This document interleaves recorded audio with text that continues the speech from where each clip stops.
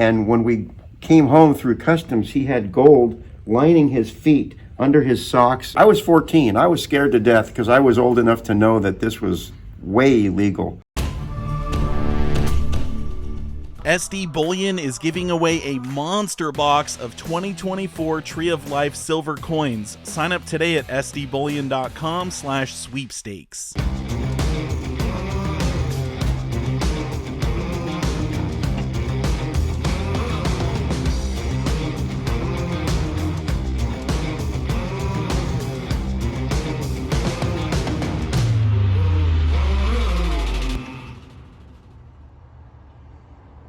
What's up, Bill?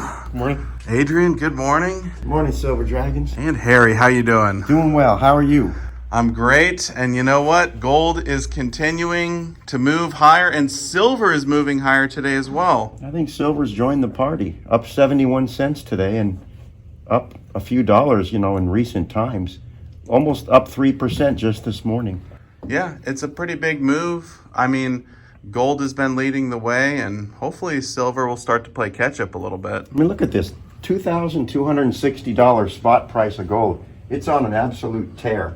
Look at that. It's not slowing down. I mean, we could be at 2,300 by the end of the week. I told people that were complaining I'm not buying gold at 2,000. I don't blame them, but at the time I said that could look like a bargain soon. There it is. It's up over 10% since then. Yeah. And speaking of gold, we are going to be talking about gold confiscation, which, I mean, there's so much to cover.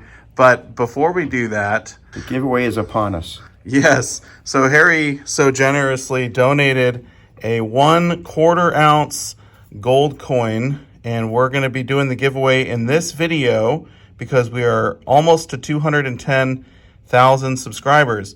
So if you want to win this gold coin, all you have to do is, be a subscriber and leave a comment in this video. And in 2 days, I will pick the winner and I will pin their name at the top of the comment section. You got to check back on April 5th, which, by the way, that's the day that the gold was confiscated. Indeed. Now, just clarify for me and all the subscribers, to win, they have to just be a subscriber, or must they have also commented? You have to leave a comment because I'm going to randomly select one of the comments on this video. Okay. So make sure you can comment whatever you like. You could comment as many times as you like, but I'm going to filter out the duplicates. You only get one entry for the giveaway. All the rules for the giveaway will be down below in the description. Even negative comments, right? Even negative comments will enter you to the giveaway. Okay. Hopefully they're mostly positive though. Yes. Yeah, so that'll be awesome, and good luck everyone on the giveaway. Talking about gold confiscation, I mean, this happened back in the 30s. What are your thoughts on that? Well, it was 1933. It was the depths of the Depression, and the government was doing all sorts of things to stimulate the economy, try to get back on top of the bad times that we were in. Looking back, some of the moves were pretty smart, like the work programs that existed, and some of the beautiful buildings and bridges and roads that exist today because of those work programs. And some of it made no sense, like bank holidays and confiscating people's gold. The thing is, we call it confiscation, but there really was very, very little confiscation where the government was actually going out and taking the gold. And Bill may be able to address this better because he's a historian, but it was more you were admonished to bring your gold in rather than them knocking on the door taking it. Is that correct, Bill? Yeah, that's correct. Many people obviously had gold deposited in the bank, and so then after a certain point they could no longer make withdrawals in that type of gold. But there was only a handful of prosecutions, and there were people that were actively trying to buy and sell gold coins like illicitly, like as dealers. But I mean, the true confiscation idea of, I always think of confiscation of, some police force coming at you to take it. No, they put signs at the banks and post office to confiscate gold. So it was announced on April 5th, and then to be effective as of May 1st. So there was enough warning there for people, and they kind of said, hey, turn it in. There's either going to be a $10,000 fine or a 10-year prison sentence. Oh my goodness. So that $10,000 fine at that time was a pretty hefty price. So it's equivalent to about $1 million today. So this included both gold coins and gold certificates, right? Yes, but if you had any rare coins or jewelry, that was something that was exempt. So you'll see coins from that period, that are put into jewelry for people to keep and so on. It was a $100 face value exemption. That's about equivalent to 5 ounces. And be it gold certificates or. And that's per person. So if you had 5 people in your family, you have $500 face value of $20 gold coins. That's a pretty good amount. Well, a lot of people probably tried to ship it overseas and do other things to keep their gold, right? Yeah, a lot of Canadian and European banks ended up storing U.S. gold coins for decades until it became legal again and they came out of the woodwork. Yeah, I think this is kind of a crazy thing because a lot of people nowadays don't really realize that it was illegal to own gold up until like the mid 70s, right? 1974. There were lists of coins that were legal to own. They were true collectibles, true antiquities, coins from the 19th century, foreign gold that was very, very old. And what's interesting, even today, when we buy collections, once in a while we'll get a gold piece that's not real, meaning it's not a genuine, say, US $1 gold piece from the 1850s, but it's a copy made in gold. So what was happening, and mostly was coming out of the Middle East, was they were taking gold bullion, which was illegal to own, casting it into something that looked like an antiquity, and then bringing it into the US as a collectible. And that stuff's still out there today. And Adrian, for one, is very excellent at detecting those, but some are pretty good. And what helps fool us, especially helps fool me, is that oftentimes it tests perfectly nicely on a gold tester. So it's gold, but it's not that gold piece. Wow, that's such a weird thing to be making fake gold coins out of real gold just so people could own them because they're considered a collectible. Because it was a way to fool the customs system that it wasn't bullion, it's a collectible. Yeah, that's so weird just in general to not be able to legally own gold. I mean, nowadays we buy gold all the time. You got gold in your case. People could walk in, exchange their dollars for gold.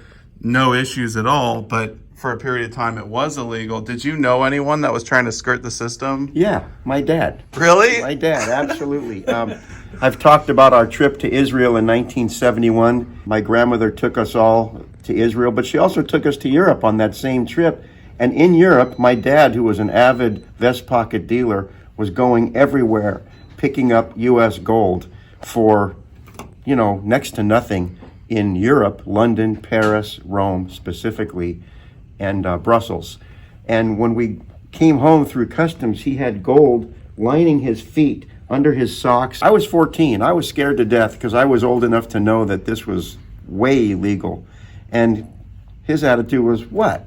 And he made it through just fine in customs and brought the gold back in. Gold was money in 1933. So I think about a confiscation order today being far more impactful in a negative way than it was then. Now we all own gold for a lot of reasons that have to do with the fear of our money collapsing, and therefore to be confiscated in this day and age, I think would be a more brutal act. Yeah, I agree with you. I mean, do you guys think they would ever do another gold confiscation? I don't think so. I think they'd get a lot more backlash than they did in the 30s.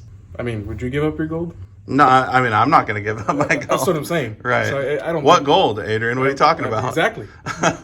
So it's just kind of that question, and I mean, our currency's not backed by gold like it was then. So what's the point for them, right? Yeah, they wanted to inflate the currency back then, so they needed the gold to do that. Yes. Nowadays, they can just run up the printing press and make as much as they want. But now, if they decide to back the dollar in gold, which I don't think they will ever do it because they just print infinite amounts of money, then that might be something to consider. I think there's 0% chance that they would attempt that, because in order to have a gold standard for any period of time, you have to have a trade surplus. If you have a trade deficit and constantly just have gold draining out, it's an unsustainable system. You have to either have balanced trade or trade surplus to be under a gold standard. So I don't think they'd even attempt it. And the only reason they did in the 30s because there was a 40% backing requirement for the Federal Reserve notes. And so, like, in order to reflate the economy from the Great Depression, you had to have more gold to issue more credit. That's no longer an issue. I actually think that if the government was going to confiscate our gold, they would need to stop their bullion programs first. Like, why would they be selling gold buffaloes, gold eagles, and then, say, oh, you can't own them? And furthermore, allowing them to be used in an IRA. Exactly. So there would be signs that a confiscation is coming if they all of a sudden decide to stop the bullion programs, make all these new laws and changes. We would know, I think, well ahead of time. There's also the dynamic that the problem that they had in the early 30s was deflation. Right. And so they were trying to reflate the economy by centralizing the gold holdings so they could issue more credit. We're worried about inflation today. And so you look at a place like Turkey that had runaway inflation, they allow their citizens to save in gold, through the government there, because that's a help to their citizens. It's not just have their savings inflated. So like if you're thinking rationally as a government, like you don't want your citizens to just get like economically destroyed. So like I don't think that they have a bone to pick with gold owners, in 2024. And I think even China was telling their citizens to buy gold as well. Yeah. So I mean even a communist country knows that you don't want your individual households to just get economically wiped out. Is a gold confiscation ever going to happen here in America again? I mean, ever's a long time, but not in any near term that I can visualize. By the way, do you guys have any gold certificates that we could look at? Because I know you had to turn in your gold coins and the gold certificates. Look at that. Wow, so this one here is from 1928. And these were redeemable for gold. Like you could literally take this down to the bank and exchange it for a $10 gold piece, yeah? Oh yeah, so it's a certificate for it, and so most of them will say it here, $10 in gold coin payable to the bearer on demand. I mean, I know some people today are worried about gold confiscation. I've seen it in the comments. We're just a couple of days away from the anniversary of when they did issue Order 6102. So, I mean, people are always asking me, I get questions, are they going to take our gold? It seems like we're kind of all in agreement. It's not going to happen. It just doesn't seem practical, and for reasons Bill discussed, there's not even any economic advantage for the government to do that. Yeah, and just to give you an idea of how much gold was melted or confiscated, 85 million ounces of gold that was melted, and about 3/4 of all the coinage made within the time period of gold was melted. Wow. So, That's probably the most relevant thing to us today about the Gold Confiscation Act is how rare it made pre-1933 U.S. gold coins and how they became a collectible, almost overnight in the 70s when it became a thing again. and if I have some advice, if you want to diversify your stack, pre-33 gold is a good way to go with it too, because it's a collectible coin rather than sometimes like your 1 ounce gold. It's good to have both, don't get me wrong, but it's good to have a little bit of that too, because it's a rare collectible coin now. Yeah, yeah, that's very true. They melted a lot of them. Yeah. So we don't know how many survive because the mintages are kind of erroneous. So the coin survivorship is the bigger question versus what the Red Book says, how many were minted, because it's a small percentage of the original mintage that even survives. Well, I think we touched on a lot of good topics surrounding gold confiscation, and I'm excited for this giveaway. Hopefully you guys are all able to enter with your comments again down below, and we'll pick a winner in 2 days, again, on the anniversary of when they confiscated the gold. We're going to be giving some away. Thank you so much for doing that. And if I can just add, don't get complacent when we hit 210,000 subscribers for Silver Dragons, because there's going to be more exciting giveaways as we head towards the goal of 250,000 subscribers. Yeah, you don't want to miss it. Trust me. Awesome. Well, hey, thank you so much, Harry. Thank you, Silver Dragons. Appreciate it. Good to see you again. As always.